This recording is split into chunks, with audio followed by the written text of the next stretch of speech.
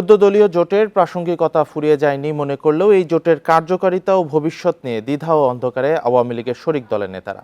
তাদের দাবি, মূল দলের উদাসীনতাতেই এই অচলাবস্থা। জোট কার্যকর করতে হলে মেটাতে হবে শরিকদের অসন্তোষ। পেপসোডেন্ট চার্মিচেক 12 ঘন্টা জীবাণুদের সাথে লড়াই করে দিবে ডায়াবেটিস থেকে সর্বাধিক সুরক্ষা। 2004 সালে আওয়ামী লীগের নেতৃত্বে হয় 14 দলীয় জোট। এরপর টানা 4টি জাতীয় সংসদ নির্বাচনে জোটগতভাবে অংশ নিলেও অসন্তোষ আর চাপা ক্ষোভ আওয়ামী লীগের শরিক দলগুলোতে।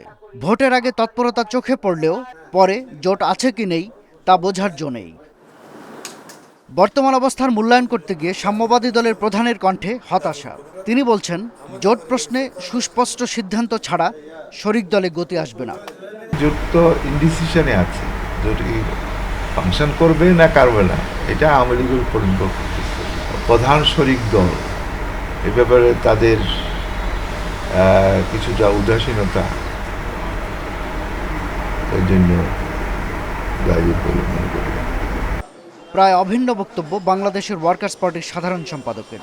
14 দলের মধ্যে সবচেয়ে বড় দল আওয়ামী লীগের যে আন্তরিক উদ্যোগ দরকার ছিল সেখানে অনেক ঘাটতি দেখা গেছে। নির্বাচনের পর 14 দলের কোনো মিটিং হয়নি এবং কোনো পক্ষেরই কোনো দলেরই কোনো আগ্রহ আছে বলে আমার কাছে মনে হয় না।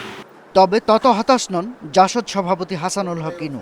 তার মতে, জোটের জন্য এই বছরটা বোঝাপড়ার। পরে সবাই 14 দলের প্রয়োজনীয়তায় একমত হলে গতি আসবে জোটে। চলমান সময়ে আমরা দেখতেছি একদিকে মোল্লাতন্ত্র আর তো শরিকরা সরকার উৎখাতের চক্রান্ত করছে, আরেকদিকে আমরা দেখছি সরকারের ছায়ায় লুটপাটতন্ত্র এবং গুন্ডাতন্ত্র ও জনজীবনকে অতিষ্ঠ করে তুলেছে। এরকম একটি পরিস্থিতিতে কিভাবে আমরা মোকাবেলা করব 14 দল নিয়ে, সেই পথনকশা বের করা জন্য যথেষ্ট বুদ্ধি বিবেচনা প্রয়োগ করতে হবে। শুরুতে 14 দল নিয়ে জোট গঠিত হলেও এখন আছে 12টি। আওয়ামী লীগ, গণতান্ত্রিক মজদুর পার্টি, ওয়ার্কার্স পার্টি, সাম্যবাদী দল, জাসদ, গণতন্ত্রী পার্টি, ন্যাপ, গণ আজাদী লীগ, কমিউনিস্ট কেন্দ্র, বাংলাদেশের সমাজতান্ত্রিক দল বাসদ, বাংলাদেশ তরিকাত ফেডারেশন বিটিএফ, জাতীয় পার্টি মঞ্জু। এগুলোর মাঝে কয়েকটি দল বাদে বাকি দলগুলোর অস্তিত্ব মূলত প্যাট সর্বস্ব।